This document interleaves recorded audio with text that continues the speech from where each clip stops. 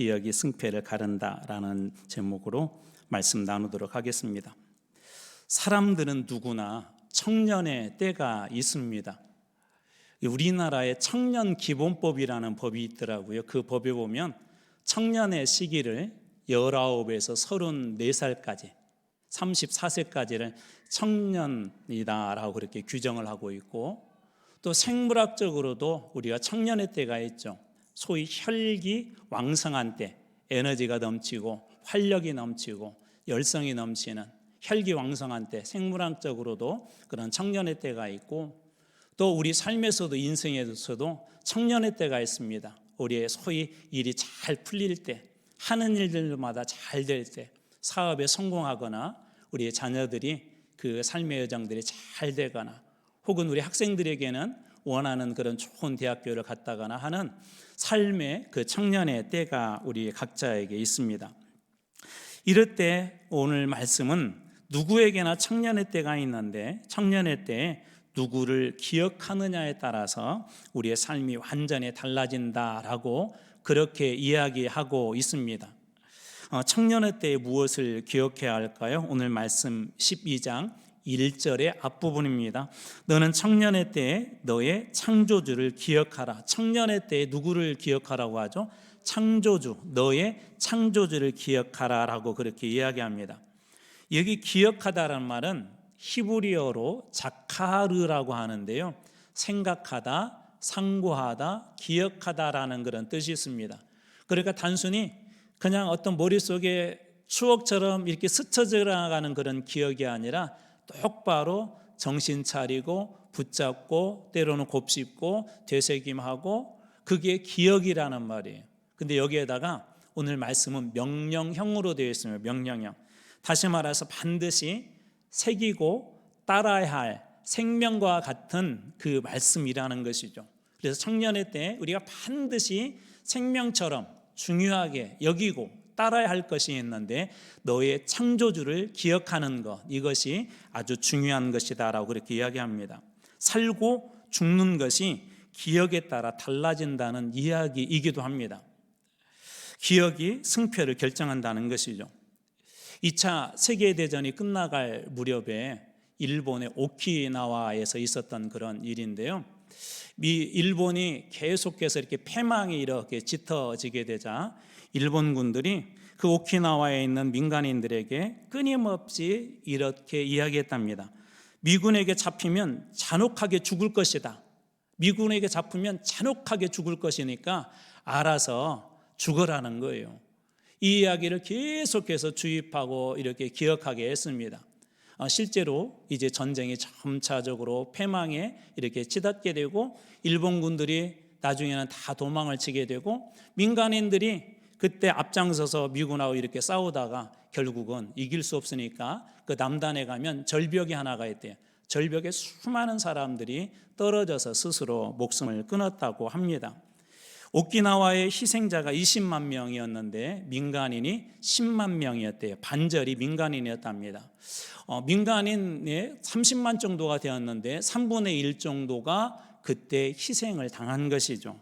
잘못된, 왜곡된 기억의 결과물들이 얼마나 비참한 결과를 가져올 수 있는가 보여주는 이야기입니다. 이처럼 성경에도 기억을 잊어버리고 기억해야 될 것을 잊어버리고 패망의 길로 간 사람들의 이야기들이 곳곳에 등장하는데요, 사사시대 때 이스라엘이 그러했습니다. 사사기 8장 34절입니다. 이스라엘 자손이 주위의 모든 원수들의 손에서 자기를 건져내신, 사사시대 때 끊임없이 하나님을 향하여 배반하고 그때마다 부르짖으면 하나님이 건져주셨잖아요. 그런데 모든 원수들의 손에서 자기들을 건져내신 여호와 자기들의 하나님을 기억하지 아니했다. 하나님이 살려주시고 하나님이 구원해 주셨는데 그것을 잊어버렸대요. 기억하지 않았대요. 그 결과 다시 블레셋이라든지 주변 나라들에게 끊임없는 괴롭힘을 당하고 어려움 속에 빠지게 되고, 결국은 나중에 이스라엘, 유다의 종말이 기억하지 않기 때문에 그렇게 되어집니다. 또 한 사람 인물을 뽑으라면 삼손인데요, 삼손은 특별한 하나님의 부르심을 받았고 힘이 있었죠. 그에게는 큰 힘과 능력이 있었어요. 그것이 하나님이 주신 것이었고 하나님께서 어렸을 때부터 나시린으로 들어졌기 때문에 그는 어쩌면 하나님의 말씀을 날마다 들으며 살았을 거예요. 그런데 어느 순간에 성경은 이렇게 기록하고 있습니다. 사사기 16장 20절 뒷부분입니다. 여호와께서 이미 자기를 떠나신 줄을 깨닫지 못하였다. 깨닫지 못하였다는 것은 전혀 그 생각을 못하고 있다는 거예요. 전혀 그거에 대해서 알지 못했다는 건 뭐냐면 기억하지도 않는다라는 의미도 됩니다. 무슨 얘기냐면 삼손이 하나님을 기억하지 않았기 때문에 떠났는지 안 떠났는지 전혀 분간할 수 없었다는 것이죠. 그러나 반대로 늘 기억하며 산 사람들이 있었는데 그 중에 한 사람을 뽑으라면 우리 요셉일 것입니다. 요셉은 우리가 잘 아는 것처럼 형들에게 의해서 버림을 당하게 되고 애굽의 노예로 팔려갔지만 보디발의 집에서 총무로서 역할을 잘 해냈죠. 그리고 또 잠시 무함이 있어서 감옥에 가게 되었지만 2년 동안 감옥 안에서도 이 요셉은 그 일들을 잘 감당하게 됩니다. 그리고 훗날 애굽의 총리까지 되죠. 그 요셉의 삶을 성경에서 딱 이렇게 문장으로 얘기해요. 여호와께서 그와 함께 하심으로 그가 형통한 사람이 되었다. 여호와께서 그와 함께 하셨대요.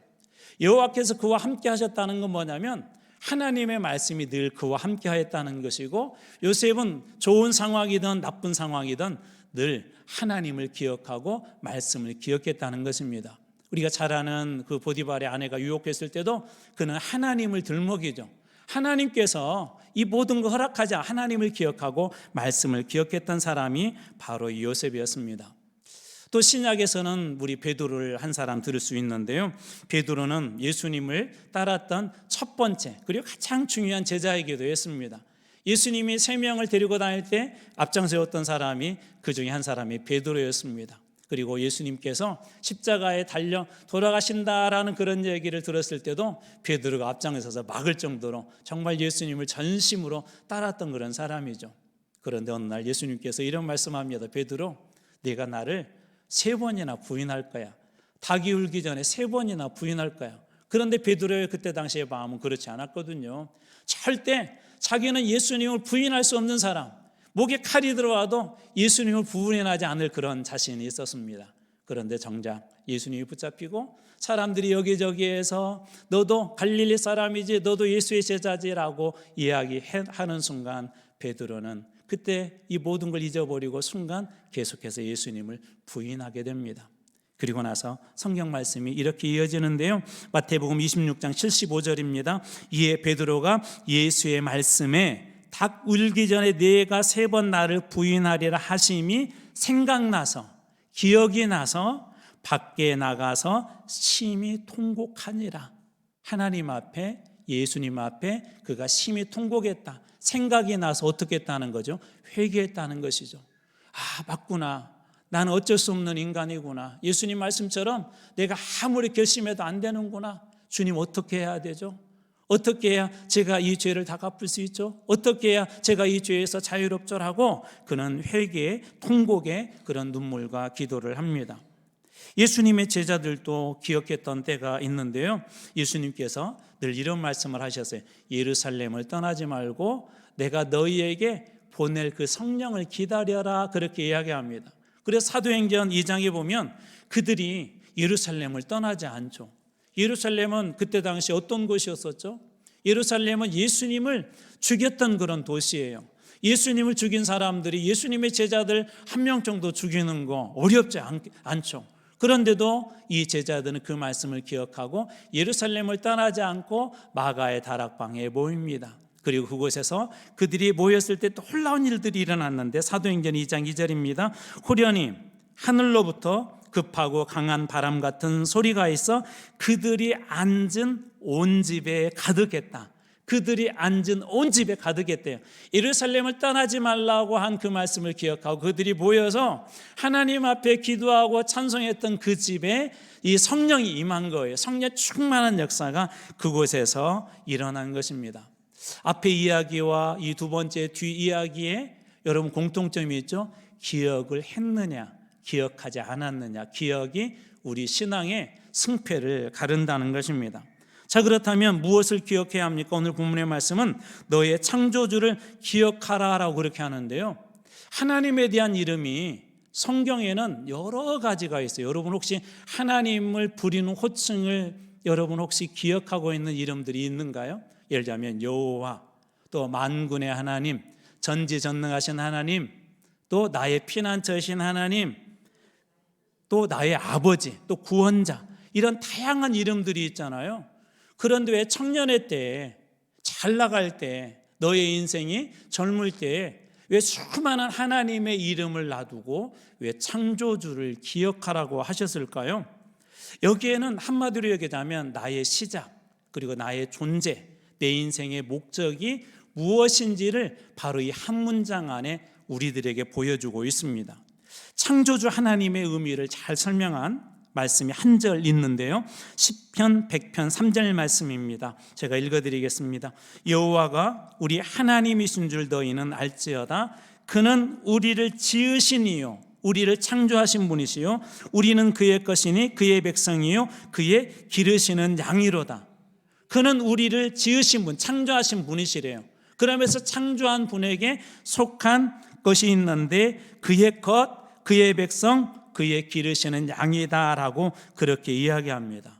우리를 지으신 분이 하나님이시라는 것은 우리 존재의 뿌리, 우리의 인생의 뿌리가 어디에 있냐는 것을 보여주는 것이죠. 그래서 이사야서에도 이 지었다는 표현이 여러 번 반복하는데 그 중에 하나 이사야 44장 2절입니다. 너를 만들고 너를 모태에서부터 지어낸 너를 도와줄 여호와가 이같이 말하노라. 하나님이 좀 다른 표현으로 이렇게 말씀하셔서 너를 만들고 너를 모태에서부터 지었다. 그러니까 우리의 존재의 시작은 누구로부터 왔다는 거예요? 하나님으로부터 시작됐다는 거예요. 우리 세상에서 진화론 같은 곳에서는 원숭이니 고릴라니 그런 논쟁이 있지만 성경은 분명하게 우리를 짓고 우리를 창조하신 분은 하나님이시다. 존재의 근원이 하나님이시래요. 우리가 이것을 깨닫게 되면 어떤 일들이 일어날 수 있죠? 이와 같은 걸 삶에 잘 적용한 한 사람이 있는데 구약에 나와 있는 그 욥입니다. 욥이 건강도 잃고 자식들도 잃고 재산들을 다 잃었죠. 그런데 욥이 그때 그렇게 이야기하며 주신 분도 여호와십니다.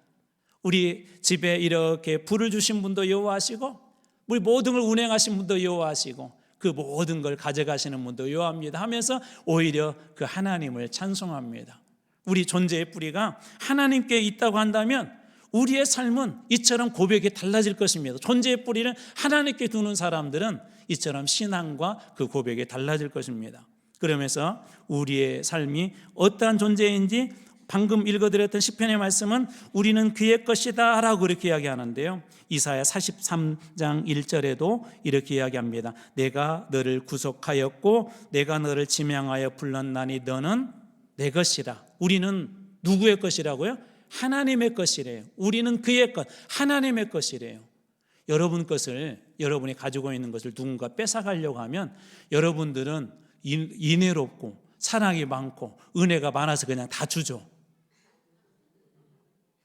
2층은 어떠세요? 다 나눠주신가요? 조금 더 극단적으로 얘기해 볼게요. 누군가가 와가지고 여러분의 그 사랑스러운 자녀를 빼앗아 가려고 그래요. 그럴 때 여러분은 그래 가져가세요. 또 목숨을 막 위태롭게 막 옆에 와서 막 해요. 그러면 여러분들은 내 목숨이 중요하니까 그래 가져가세요. 데리고 가세요. 그렇게 하시는 건가요? 아니죠. 우리는 하나님께서 우리에게 주신 것 작은 거 하나도 잃어버려도 어느 때는 하루 내 찾고 찾아요. 한 달 동안 찾고 찾아요. 지갑 하나를 잃어버려도 또 스마트폰 하나를 잃어버려도 찾고 괴로워하고 힘들어하죠. 근데 하나님 뭐라고 말씀하시냐면 너희들은 내 것이다 라고 그렇게 말씀하세요. 우리의 인생의 주인이 하나님이시래요. 그렇기 때문에 하나님의 것인 우리 존재들은 결코 실패하거나 넘어지거나 패망할 수 없는 그런 존재라는 것입니다. 여러분은 하나님의 것인 것을 믿으시기 바랍니다. 두 번째로 하나님의 백성이래요. 요한복음 10장 28절 그들을 내 손에서 빼앗을 자가 없는지라. 하나님의 백성이기 때문에 결코 우리는 빼앗기지 않는데요. 하나님은 우리를 지켜주신대요. 그래서 시편의 고백처럼 여호와는 너를 지키시는 자라. 하나님의 백성들을 그렇게 지켜주고 보호해 준대요. 또 기르시는 양이라고 이야기합니다. 시편 23편 1절에도 그렇기 때문에 기르신 양에는 이런 일들이 일어난대요. 여호와는 나의 목자시니 내게 부족함이 없으리로다. 주님이 목자가 되어주기 때문에 우리의 삶은 어떤 삶이 될 것이라고 말씀하세요? 부족함이 없는 삶이다 라고 그렇게 이야기합니다. 뿐만 아니라 하나님께서 우리를 지으시는 데는 중요한 목적들이 있습니다. 여러분들이 그릇 하나를 사더라도, 어떤 상자 하나를 사더라도 어떤 목적이 있어서 사잖아요. 그 목적에 필요해서 사고 또 그 목적에 맞게 사용하신 것처럼 하나님이 우리를 교회로 또 그리스도인으로 불러주실 때는 구원에 대한 목적 외에 부르심의 뜻과 목적들이 있다는 것입니다. 사도 바울은 이런 고백을 하죠. 나는 이방 선교를 위해서 부르심 받았습니다 라고 그렇게 이야기를 합니다. 아브라함을 불러주셨을 때는 아브라함 너는 사람들에게 복의 근원이 됐으면 좋겠어 라고 그 아브라함을 이렇게 불러주죠. 또 요나를 불러주셨을 때는 요나에게 니느웨라는 그 나라가 너희들 싫은 걸 알아. 그러지만 요나 내가 저 니느웨에 가서 복음을 전해야 되겠어. 하나님께서 요나를 니느웨에 가서 복음을 전하는 선교사로 하나님께서 그를 부르십니다. 이처럼 하나님께서 우리를 지으시고 불러주실 때는 우리 각자에게 하나님의 부르심과 뜻이 있다는 거예요. 정리하자면 우리의 인생의 존재는 우연히 만들어진 존재가 아니라 하나님의 계획과 뜻에 따라 하나님께서 지으시고 만드시고 불러주시고 지켜주시고 여전히 우리의 삶을 인도해 주시는 분이 바로 우리 하나님이시라는 것입니다. 그것이 창조주라는 뜻이에요. 창조주, 그 하나님, 그를 기억하라는 의미가 바로 그 속에 들어있는 것이죠. 자, 그렇다면 이 청년의 때에 우리가 기억해야 될 것이 무엇일까요? 첫 번째로는 방금 나눈 것처럼 나를 지으신 하나님, 나를 지으신 하나님을 기억하라라고 그렇게 이야기합니다. 에베소서 2장 10절입니다.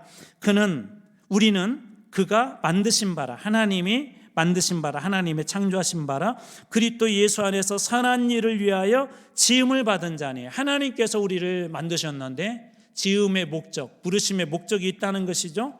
무엇을 위해서요? 선한 일을 위하여 지음받았대요. 이 일은 하나님이 전에 예비하사 우리로 그 가운데 행하게 하려 하심이라. 지음을 받았을 뿐만 아니라 어떻게 해요? 행하도록 불러주셨다는 거예요. 우리 소방서에 가면 우리 소방관들 있잖아요. 왜 불러주셨죠?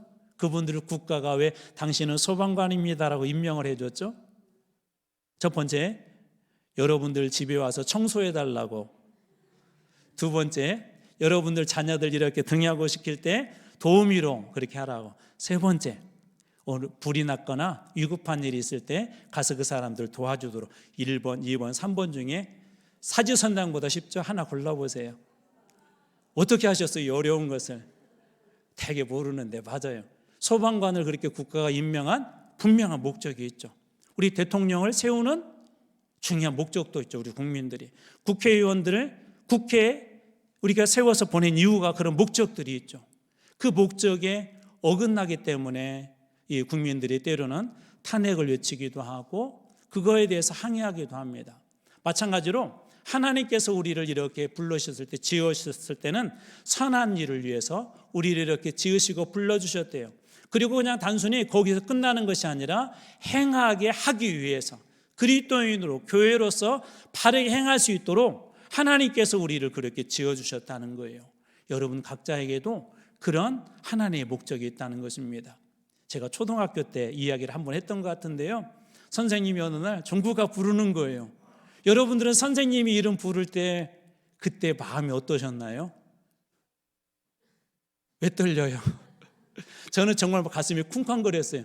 혼나는 그것 때문에 아니라 선생님이 왜 나를 불렀지? 뭘 시키려고 하지? 그런데 선생님이 그때 저에게 이렇게 말씀해 주셨어요. 종구가 교무실에 가서 출석부 좀 가져다 줄래? 그 부르심, 그때 얼마나 어깨가 이렇게 올라가지. 선생님이 내 이름 불렀어. 선생님이 나를 불러서 선생님이 그 일을 시켰어. 그게 어떻게 보면 좀 귀찮은 일인데 저한테는 상당한 이렇게 자존감이 높아지는 그런 기회가 되었어요. 여러분, 하나님은 우리 선생님보다도 세상의 어떤 권위자보다도 날마다 주님께서는 여러분의 이름을 그렇게 부르고 계신 걸 믿으시기 바랍니다. 더 위대하신 주님이 여러분을 부르시고 여러분들을 이 삶의 현장에 하나님의 영광을 드러내는 현장에 보내신 것 또한 믿으시기 바랍니다. 하나님께서 우리를 그렇게 지으시고 부르셨다는 거예요. 두 번째로 기억해야 될 것은 하나님의 말씀을 기억하라라고 이렇게 말씀하십니다. 시편 119편 9절입니다. 청년이 무엇으로 그의 행실을 깨끗하게 하리까? 청년의 때에 무엇으로 우리의 행실을 깨끗하게 할 수 있겠냐는 거예요. 그러면서 시편 기자는 이렇게 말씀을 이어갑니다. 주의 말씀만 지킬 따름이니이다. 청년의 때에 우리가 어떻게 행실을 깨끗하게 할 수 있다고요? 주의 말씀을 따를 때, 주의 말씀을 기억하고 따를 때 이 청년의 때를 우리가 잘 넘길 수 있다는 거예요. 잘 나갈 때 조심하라는 그런 말 있잖아요. 자동차 사고도 초보 때는 그냥 작은 사고가 나요. 접촉사고. 그런데 내가 운전을 이제 잘해, 나는 자신 있어, 고속도로에서 최고 시속으로 달려도 나는 괜찮아, 그럴 때 큰 사고가 납니다. 우리 인생의 청년의 때 기억해야 될 게 뭘까요? 하나님의 말씀을 기억하는 거예요. 그래야 우리의 신앙이 벗어나지 않습니다. 인생의 고난에서도 그때 하나님의 말씀이 우리들에게 살 길과 하나님의 그 말씀이 우리들에게 행복한 길과 하나님의 말씀이 우리의 인생에 해야 될 중요한 길들을 가르쳐 주기 때문에 그렇습니다. 그래서 청년의 때에 하나님의 말씀을 기억하라고 합니다. 세 번째, 하나님의 은혜를 기억하라라고 이렇게 이야기합니다. 신명기 8장 2절입니다. 내 하나님 여호와께서 이 40년 동안에 내게 광야의 길을 걷게 하신 것을 기억하라. 광야 40년, 우리의 인생의 평생의 길을 걷게 하신 것을 기억하래요. 무슨 얘기냐면 우리의 인생 호흡 하나도 걸음 하나도 하나님의 은혜 없이 되어진 일들이 없습니다. 어떤 분이, 제가 얼핏 들어서 이 이야기가 맞는지 모르겠는데 우리 권사님의 어떤 가까운 지인분 같으세요. 이분이 이렇게 암으로 이렇게 고생을 했는데 이렇게 지극정성으로 곁에서 이렇게 보살펴줘서 암을 거의 다 나았대요. 그러면 이제 내 인생 폈구나, 이제 내 인생 건강하게 평생 70, 80까지 가겠구나, 그렇게 상상할 거 아니에요. 그런데 생각하지 못하게 교통사고로 돌아가셨대요. 아무리 내 인생에 좋은 것들로 채우고 내가 이렇게 해야지 결심해도 우리 걸음 하나하나도 하나님이 지켜주지 않으면 우리 호흡도 우리 마음대로 할 수 없습니다. 우리 심장 하나도 우리 마음대로 할 수 없습니다. 청년이라고 아니에요. 청년의 때에도 아무리 내가 잘 나가고 돈이 많고 사업에 성공하고 있고 세계에서 다 세상 사람들이 다 알아준다 해도 어느 순간 심장이 멈출 수 있는 것처럼 청년의 때 어느 누구나 그렇게 넘어질 수 있다는 거예요. 그래서 우리가 늘 기억해야 될 거, 나의 호흡 하나도 내 걸음 하나도 내가 글을 쓰고 밥 숟가락 하나를 뜨는 이것조차도 하나님의 은혜임을 늘 기억해야 한다는 것입니다. 그러므로 특별히 여러분 잘 나갈 때 기억하십시오. 하나님의 은혜로 된 것이야. 하나님의 은혜로 여기까지 온 것이야. 그걸 기억할 때 여러분의 청년의 때는 훨씬 더 빛나게 될 것입니다. 네 번째로 인생의 끝을 기억하라는 것이에요. 시편 90편 12절입니다. 우리에게 우리날 계수함을 가르치사 지혜로운 마음을 얻게 하소서. 모래시계 아시죠? 여러분 모래시계를 이렇게 처음에 막 뒤집어 놓으면 저기 언제 떨어질 거나라고 생각하죠. 그런데 시간이 되면 어느 순간에 어떻게 모래시계도 다 떨어집니다. 여러분 우리 인생이 길게 남은 것 같지만 길지 않습니다. 여러분 인생에 살아온 그 순간을 보세요. 천천히 지나갔나요? 빨리 지나갔나요? 우리 어린아이들에게는 살아온 시간이 얼마 안 된 아이들에게는 왜 이렇게 다 빨리 어른되고 싶은데 이게 안 지나갔으면 하는 그런 마음인데 우리 어른들의 공통적인 마음이 있어요. 저한테 이러시더라고요. 목사님, 왜 시간이 지나면 지날수록 시간이 더 빨리 가요? 연세 드시면 드실수록 시간이 더 빠르게 간다는 거예요. 빠르게 간다는 건 뭐죠? 모래시계가 이렇게 뒤집어 놓으면 처음에는 천천히 떨어지는 것 같아도 나중에는 빨리 떨어집니다. 어느 순간에 위에가 텅 비죠. 우리 인생도 그렇다는 거예요. 여러분이 인생의 마지막을 기억해야 되는 이유, 우리의 인생이 여기에서 끝나는 것이 아니기 때문에 그렇습니다. 우리 이 땅의 삶이 끝이 아니기 때문에 인생의 끝을 기억하고 저는 여러분들의 인생이 한편의 멋진 신앙의 드라마처럼 잘 마무리해서 이 드라마, 이 땅에 사는 동안의 드라마를 여러분들이 멋지게 잘 마치고 하나님 앞에 섰을 때 하나님께서 칭찬하시고 반갑게 맞이해준 하나님 앞에서는 그런 인생이 다 되시길 주님의 이름으로 축원합니다. 청년의 때에 기억하십시오. 인생의 끝이 반드시 있습니다. 마지막 5번째로 행하신 일을 기억하라 말씀하시는데요. 신명기 7장 19절입니다. 네 하나님 여호와께서 너를 인도하여 내실 때에 내가 본 큰 시험과 이적과 기사와 강한 손과 별파를 기억하라. 네 하나님 여호와께서 내가 두려워하는 모든 민족에게 그와 같이 행하실 것이요. 너를 인도하시낼 때, 너를 광야에서 인도할 때 하나님께서 내게 행하신 일을 기억하라는 것입니다. 과거에 어떤 일을 행했는지, 여러분들에게도 광야 40년의 이스라엘의 인생들처럼 하나님께서 여러분에게도 주신 은혜들이 있어요. 다만 우리가 그것을 기억하지 못하고 어느 순간 잊어버렸기 때문에 그래요. 자녀가 없는 가정에서 하나님 우리 가정에 자녀 좀 보내주세요 라고 간절히 기도해서 얻은 그런 가정도 있을 것이고, 사업이 정말 어려울 때 하나님 제발 이번 이 어려운 일 한 번만 잘 넘어가게 해주세요라고 기도했던 그런 사업가도 있을 것이고, 또 우리 자녀들 기르면서 어떤 중요한 문을 통과할 때마다 하나님 이번에 우리 아이가 잘 통과하게 해주세요 그렇게 기도하고 하나님 앞에 의뢰한 분들도 있을 것이고, 갑작스러운 병으로 병원에 입원했을 때 하나님 저 살고 싶어요 저 살려주세요라고 그렇게 하나님 앞에 기도했던 분들도 계실 거예요. 우리는 어느 순간 잊어버렸지만 하나님께서는 그때 그 기도를 들어주시고 우리를 여기까지 인도하신 것입니다. 청년의 때, 잘 나갈 때일수록 하나님께서 행한 그런 일들을 꼭 기억하십시오. 기억하는 게 왜 중요하냐면 다윗의 이야기를 이제 이야기로 마무리하고 싶습니다. 기억하는 게 왜 중요하냐면 다윗과 골리앗의 싸움을 여러분들 아실 것입니다. 어느 날 아버지의 심부름으로 형들이 있는 전쟁터에 이 다윗이 심부름을 가죠. 그런데 가서 보니까 완전히 이스라엘 군의 사기가 바닥에 떨어져 있는 거예요. 그리고 한편에서는 저 맞은편에서는 키가 큰 거인이 매일 아침마다 이스라엘을 조롱합니다. 하나님을 조롱합니다. 다윗이 화가 났어요. 도대체 저 사람이 누구요? 그랬더니 저 사람이 골리앗이라고 하는 엄청난 장군인데 저 사람이 이길 사람 없어. 우리 이스라엘 전체가 나서도 안 되라고 사람들이 그렇게 이야기합니다. 그런데 그때 그 다윗이 아니요 제가 한번 싸워보겠습니다. 사람들이 말렸어요. 야 너는 아직 어려. 키도 안 돼. 저 사람은 거의 3m야. 그 사람이 가지고 있는 창은 한번 스치기만 해도 우리 아무것도 남지 않아. 그런데 너 같은 어린애가 뭘 한다고? 안 된다고 그래요. 그럴 때 다윗이 한 가지 기억 이야기를 합니다. 제가 어렸을 때 또 지금까지 우리 아버지의 양들을 이렇게 치고 있는데요, 제가 그 양들을 칠 때마다 사자들이 때로는 곰들이 와서 그 양들을 훔쳐가기도 했어요. 그러면 제가 그때 가서 사자 입에서 곰의 입에서 그 양들을 꺼내서 다시 구해오고 그것들을 쳐서 죽였습니다. 그때 아주 유명한 한 가지 고백을 해요. 사무엘상 17장 37절입니다.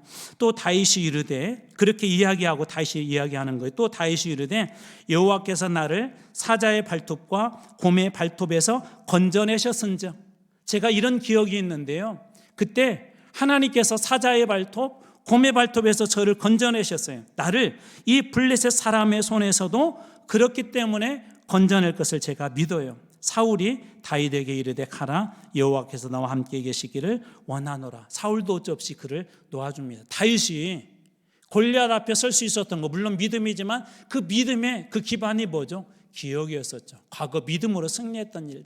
하나님께서 사자의 발톱에서 곰의 발톱에서 그를 구원해 주신 것처럼 다윗도 그때 당시 두려웠다는 거, 이길 수 없는 그런 존재였지만 하나님께서 이기게 하셨다면 지금 나와 함께 하신 하나님이 저 골리앗도 이기게 할 것입니다라고 다윗이 이 기억을 가지고 이 믿음을 가지고 골리앗 앞에 서게 됩니다. 기억이 승패를 가른 것이죠.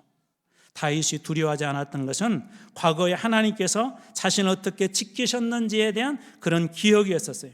지금의 어떤 문제, 상황, 그건 상관없어요. 하나님께서 어떻게 내 삶 속에 역사하셨는가. 힘들고 어려울 때 내 인생이 정말 저 구덩이 속에 깊은 곳에 빠졌을 때 하나님 앞에 내가 기도했을 때 하나님께서 어떻게 살려주셨는지, 우리 아들이 정말 힘들고 어려운 상황에 있을 때 하나님 앞에 간절히 기도했을 때 하나님께서 어떻게 우리 아들을 살려주셨는지, 그런 기억을 가지고 다시 하나님의 은혜 앞에 선다면 하나님은 우리에게 주신 그런 믿음의 기억대로, 다시 믿음의 그 은혜대로, 우리가 고백한 그 믿음대로 반드시 승리하게 하실 것입니다. 사랑하는 성도 여러분, 우리 청년 여러분, 여러분들이 청년의 때를 지내고 있습니까? 우리 성도 여러분, 여러분의 인생에 잘 나가는 때를 지나고 있습니까? 창조주 하나님을 기억하십시오. 그분이 여러분들에게 베푸신 은혜를 기억하십시오. 그 은혜를 다시 붙잡게 될 때 여러분의 청년의 때는 지금보다도 훨씬 더 빛나게 될 것입니다. 저는 여기 계신 우리 모든 분들이 인생의 청년의 때를 하나님 앞에 다 빛나는 존재로, 하나님의 영광을 드러내는 그런 존재로 기억함으로 여러분의 인생이 빛나는 존재로 쓰임받는 청년의 때를 보내는 여러분들이 다 되시길 주님의 이름으로 축원합니다.